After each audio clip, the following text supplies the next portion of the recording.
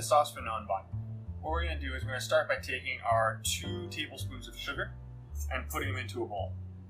Then we'll just go ahead and add the 150 milliliters of rice vinegar, our 75 milliliters of soy sauce,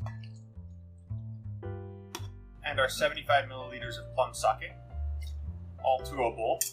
And we'll go ahead and give a very good mix to make sure all of the sugar is dissolved.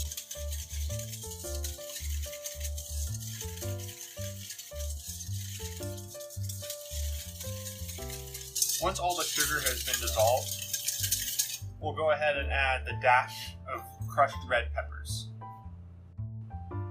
After we have combined everything into a bowl and make sure it's all nice and well mixed, it's time for us to go ahead and put it in a container and store for later use. This will make about 10 portions worth.